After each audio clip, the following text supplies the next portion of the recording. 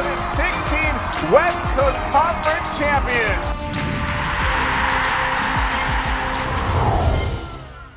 Here's the 3-1.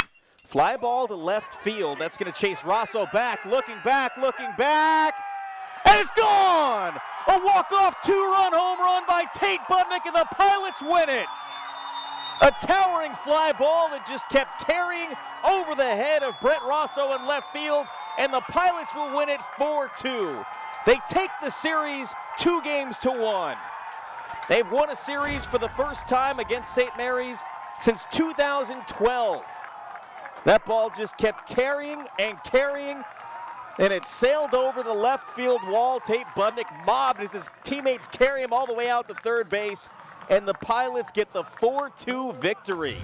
Tate Budnick with a dramatic walk-off home run in the bottom of the 9th inning on Sunday to give the Pilots their first series win over St. Mary's since 2012. Hi everybody, I'm Adam Lindman, and welcome to Portside of the Pilots. The baseball team had a successful couple of weeks, first splitting a series with UC Irvine, who was number 24 in the RPI, before opening West Coast Conference play with a series win. The Pilots opened their set with St. Mary's at Joe Etzel Field with a convincing 7-4 victory last Friday night. Portland jumped ahead early against the Gales with the help of a 3-run homer from Dutton Elski in the bottom of the first. The early scoring backed a sharp performance from freshman Eli Morris, who earned his second win of the year on the mound, and Elski finished the game with 4 RBIs. The Gales bounced back to even the series with a win on Saturday, but Portland claimed the weekend with that dramatic game on Sunday. Before the Budnick homer, Matt Kelly provided a pair of key RBIs to help the Pilots tie the score twice. And Camden Moeller and Connor Knutson were both clutch on the mound, holding the Gales to just 4 hits. They have an unbelievable pitching staff, great starting pitching, a really solid defensive team. So for us to grind it out like that and take two or three from these guys is a big step for us. Saw a couple sliders for balls, and I knew he was going to come into the fastball on a 3-0 count, and then I had to take it. I had to take sign on, and just got the 3-1 fastball and took a swing on it. I've been struggling to play a little bit, but I've just been sticking with my process, and good things happen when you swing sometimes. We had just said, I just said to Tate in the dugout that you can't go hitless the whole year. You know, I mean, there's no way you're going to go hitless for the whole year. So look for something you can drive here, and bingo, he could look for something. He got something up in the zone, and really happy for him because he's a captain for us, and he's one of our senior leaders. And I just think it's special for him, special for us to be able to watch him do that after he worked so hard. It's awesome. I've never experienced anything like that before. So just seeing the crowd going crazy, seeing my buddies going crazy, it's a great feeling.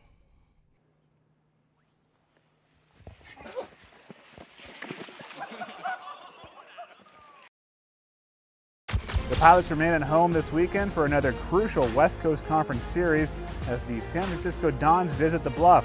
The Dons opened conference play by sweeping the Pacific Tigers at home. USF is a balanced ball club, hitting .274 as a team while combining for a 3.51 staff ERA. The series opens under the lights at 6 o'clock Friday night. Saturday's game is set for 3 p.m., while first pitch Sunday is scheduled for 12 noon. San Francisco's playing good ball too right now, so I think they're going to be really competitive next weekend. With the St. Mary's club, we knew that they'd had an incredibly difficult start to their season with the types of teams they were playing on the road. So we knew they were road ready, and we're going to have to really play well to beat those guys. And so San Francisco's the same thing. They're off to a good start this year. I think they're going to have good starting pitching, and based on the numbers from this weekend, looks like they can put some numbers on the board too. The men's and women's track teams were in action last weekend at the Lewis and Clark Open. In the 1,500 meters, the women had a dominating performance as Taryn Rawlings, Maddie Lyons, and Eva Richardson all posted top times in the West. Rawlings currently claims the 4th fastest time in the region this year. On the men's side, the Pilots swept the top 3 spots in the steeplechase, with Simon Granadia and Noah Shude's times ranking 1st and 2nd in the West. I think it's a pretty good indicator of just where I'm at strength-wise. We've kind of been focusing on Stanford, which is in 2 weeks. I'm going to run a 5K there. So really just been focusing my training on strength-based stuff and not really speed yet. So it was really fun to just like get out there and help the girls get PRs. It was really exciting to see because Maddie Lyons had a 7-second PR for her 1500, which was just a big breakthrough race for her. And Eva as well got a little PR, and Courtney got a little PR. So it was just really exciting to see that. And this early in the season, people are already getting PRs, which just shows how much they're going to be able to accomplish the season, which is really exciting. It felt really good when we started. Riley, our teammate, was pacing us, and he was pacing at like 70, 71 pace, and that felt really easy. I ran a nice PR, and it felt really good. I was still training a lot last week. I made 100 miles, so I'm really happy to PR in a 100-mile week. The women's tennis team hosted a pair of matches recently at the LP Tennis Center, first giving number 50 Washington State all they can handle. The Cougars would hold on for a narrow win. The Pilots then recovered to defeat Illinois State as the top of Portland's lineup stayed hot. Freshman Lourdes Ramal won her 5th consecutive match. Junior Radina Dimitrova won a hard-fought 3-setter, while junior Jelena Lukic overcame a first-set loss to pull out the win in the #1 spot. The Pilots are 4-7 on the year. Coming up next, we sit down with a pair of baseball players who have seen some success on the field while helping some kids off the field. Portside of the Pilots continues after the break.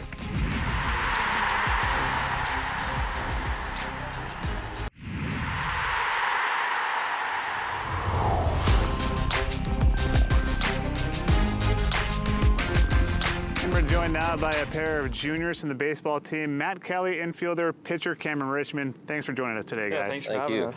Let's start by talking about last weekend. You opened conference play, a huge series win over St. Mary's.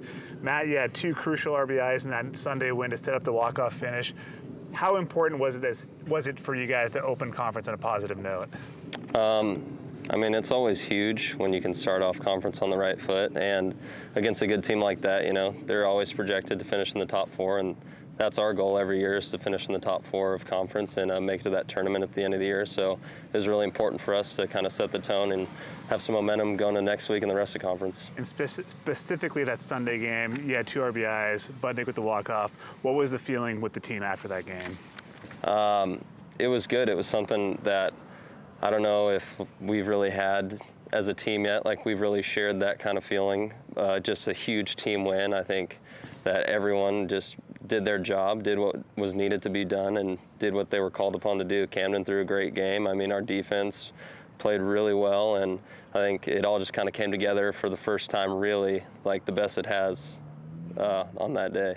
And Cameron, the team has been playing well this recently. A couple wins against UC Irvine, obviously the win over St. Mary's. What has the team been doing right to get these wins? Yeah, I think it kind of just starts with pitching and defense.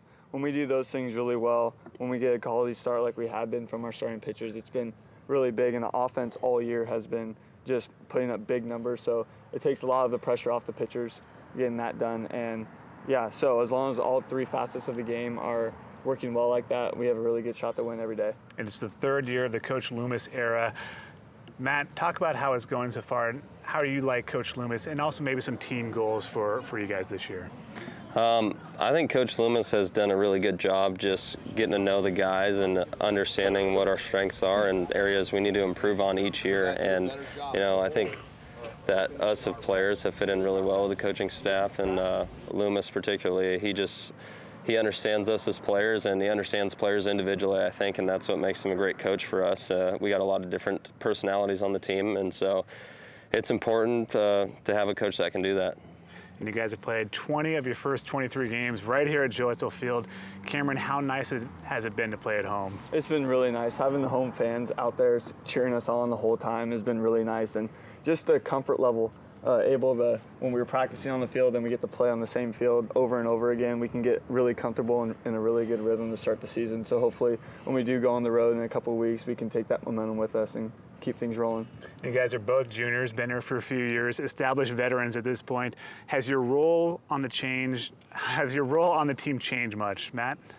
A little bit, I'd say. I mean, freshman year, I was kind of all over the infield. I played third, second, short. Was kind of just a new guy trying to get some footing, gain some traction within the program, and kind of establish myself as a guy that's wants to play every day and help the team in any way I can. And last year I was the shortstop for most of the year, and so that was a new experience. I wasn't expecting that, but Daniel got hurt and he was slotted to play short last year, so I was happy to step into that role when I was asked to. And this year I think we have a really good spot for me at second, and I'm glad that I'm out there with the rest of the infield. The infield that we have is the best infield I've played on in a long time, and we just play well together. The defense as a whole, really, I mean, everybody can do their job effectively, so that's important. And Cameron, you're a veteran arm coming out of the bullpen. Talk about your role on this team. Yeah, I'm a sidearm guy, so I'm not expected to go out there and start on any given weekend day, but I'm just trying to do my job out of the pen, get righties out when I need to, and just come in throwing strikes as much as I can. So you guys obviously both veterans, a lot of newcomers on this team having a huge impact. Cameron, what kind of difference have they made so far? I mean, the two big that stand out are Eli on throwing Friday night games. He's been doing just a tremendous job filling up the zone and giving us a chance to win against some really high quality arms that we've faced so far this year, and he's been doing a really good job. And Chad up the middle at shortstop, just coming in, hitting really well, and we all knew his glove was going to be really good. So it's been really awesome to see both those guys just really step up early and really kind of take this team to the next level. Has been really cool. And off the field, community service, a huge part of this program. Matt, K's for Kids, something you guys are doing this year. Talk about what K's for Kids is. Yeah, so over the fall, we didn't have as many opportunities to do community service as we did last year. Just we didn't quite get it set up in time, really. We got to do the Special Olympics like we do every year, where we go and work an event on a Saturday in the fall. But me and Cam kind of had this cool idea to just start up a charitable fund through the baseball team through like a pledge-based system where we do just pledges per strikeouts. At the end of the season, we just get donations for like $1 per strikeout or 50 cents per strikeout. But it kind of took a while to get that set up, like a pledge-based system. So we just went with flat donations, and we partnered with Children's Miracle Network, which is in their own partnerships with hospitals all over the country. And what they do is they host events for colleges, which are dance marathons. And we thought that, that would be a cool idea if we kind of made it more baseball specific. So we wanted to do the strikeout idea, but we kind of got to thinking about doing just events within games, maybe like against Oregon State or games that draw larger crowds. We can do events where we have text donations or t-shirts, or we've talked to other companies like Baseballism doing auctions for gear, just doing a 50-50 raffle. So there's a lot of different ideas floating around right now. Right now we're just doing, everyone on the team has set up donation pages online where they can get family members or fans of Pilot Baseball and friends to make donations, flat donations towards the cause. So we're aiming for $10,000 this year, and I think we already have, after the first week, we have like 4,000. So things are going well so far. And Cameron, talk about what it means to you to be part of something like this. It means a lot because we have a really good platform playing Division I baseball that we can really give back to a community, and especially this Portland community that we're in is really tight-knit. And it's really cool because what we're doing, all the proceeds go directly to Dornbecker at OHSU. So, people donating are going to give their money right to kids that are in this community and not just a vague amount of money to a random place. So it's been really cool, the opportunity that we have, and we just hope that it can keep growing, and hopefully we can scale this out to maybe a conference-wide or a nationwide thing in the coming years. Great cause, absolutely. This weekend, San Francisco coming to Joe Etzel Field. Another big WCC series for you guys. San Francisco 3-0 after the sweep over Pacific. Cameron, what's going to take for you guys to keep the momentum going? I think we just need to keep not doing too much out there. Like, we need to keep just pitching, playing our game. When they lead pitches up, get behind the counts, make them pay for that a little bit, and pitchers just keep piling the zone and getting outs when we can get them. So. And Matt, same question. What can we anticipate from the Pilots this weekend? I think it's going to be a good series. We've been pretty evenly matched with them the last couple of years, and it seems like they're playing better this year, and we're definitely playing better than we have in the past years in conference. And so I think it's going to be just a good battle all weekend, and so I'm excited for it. I know that we've got a lot of momentum playing a big team, and obviously they do too, so we'll see how it turns out. Awesome. Thank you guys for joining us. Good luck this weekend, and nice work with K's for Kids. Thank you. Appreciate it. Still to come on Portside of the Pilots, the women's tennis team recently took their talents off campus, where they shared their knowledge with fans of all ages at the Multnomah Athletic Club.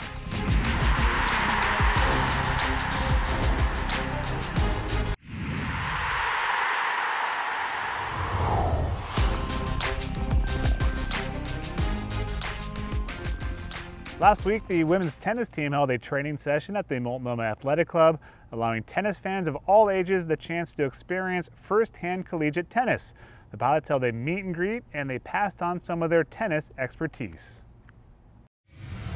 So we're at the Multnomah Athletic Club, and we are here to introduce our awesome University of Portland women's tennis program to the members of the MAC and get them involved in our program and to show them what we do on a daily basis and to bring out some more fans to University of Portland.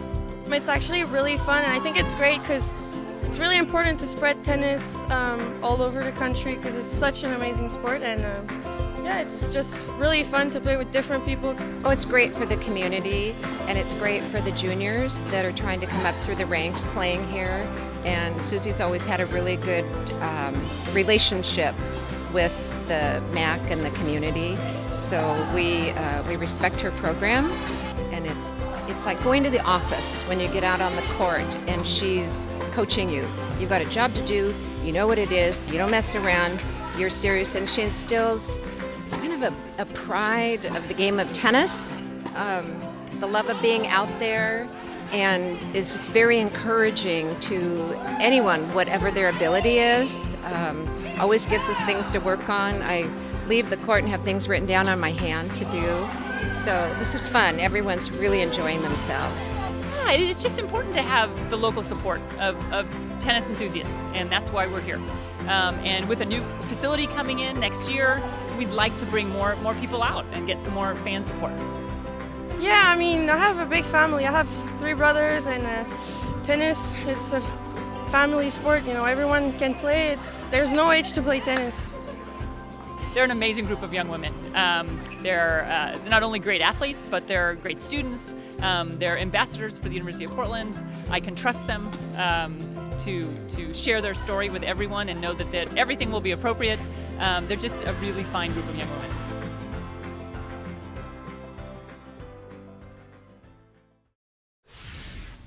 Ground has officially been broken on the France campus, which is closer than ever to becoming a reality on the banks of the Willamette River. First up on the list of additions is a pair of soccer fields that will no doubt have a positive effect on both the men's and women's programs, as well as the campus community.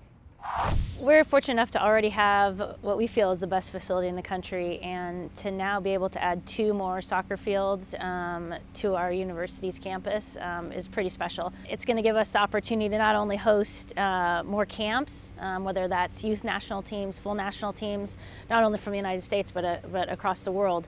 We can also host local club training sessions as well when necessary. Additionally, those 2 fields are going to be great to help with our intramural sports, simply because we now have more fields to spread across the athletic department as well as the rest of the student body. So from our perspective, you know, for us to be able to have a full-size training field is going to be extremely important for us as we prepare for games, as well as have the opportunity for the men's and women's soccer team to both be training at the same time. So the fact that the university is stepping up and putting those 2 new fields in just shows their commitment and dedication to excellence across the board. We're extremely excited to have 3 brand new soccer fields built. I mean, it shows the commitment to the soccer programs here at University of Portland, and for us to have full-size training fields, it's going to be unbelievable. And to have all those options, we'll be able to work a little bit easier, I think, with the women's program and potentially having practice times at the same time. You look at summer camps and potentially being able to expand the summer camps as well. So there are a ton of opportunities, and to have first-class facilities, I think it's going to also help on the recruiting front as well. So really excited and can't wait to get out there.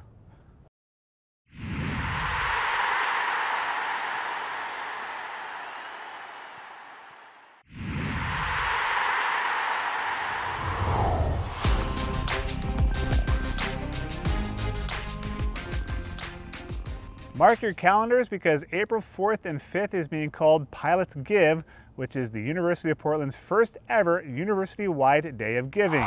Pilots Give is a 24-hour fundraising effort to bring the entire UP community together. The university is hoping to inspire one another to give back and help make UP stronger for today and tomorrow. The effort will be hosted online and on campus, and that includes a special live edition of Portside of the Pilots right here on NBC Sports Northwest. For more info or to donate, visit pilotsgive.up.edu. The Portland rowing team will navigate south this weekend for the prestigious San Diego Crew Classic. The two-day event begins on Friday on Mission Bay with the opening heats. Saturday will feature the Grand and Petite finals, and the pilots will send a pair of 8s and a 4 to the Classic, which features some of the top crews from across the country. It's a men's soccer reunion on Saturday night as players in the past return to the Bluff for the annual alumni game. The game will pit the alums against the current squad and kick off at Merla Field at 7 o'clock. The event is free and open to the public. Yeah, this weekend we're always excited to have former pilots back here on campus, include them in this whole rebuilding process that we've had here since we've been here this past 2 years, and we really want to connect with them. And so to have them all come back and see where the program has come the past 2 years is extremely exciting, and for our guys to get to interact with them, them seeing the field project down below, it's going to be really cool to have them here at Merlot again. The pilot tennis teams are back in action this week. The women host the Pac-12's Arizona Wildcats on Thursday at 10 a.m. and then they'll welcome West Coast Conference rival San Diego on Friday at 11. Both matches will be played on campus at the LP Tennis Center. The pilot men return to WCC play with a visit to number 48 San Diego on Sunday at 1 o'clock. The top 6 finishers in both men's and women's league play will qualify for the 2018 WCC Tennis Championships held on April 26th through the 28th in Claremont, California. And that does it for this week's episode of Portside of the Pilots. But remember, you can always reach out to us on social media by using the hashtag Portside. We'll see you next time.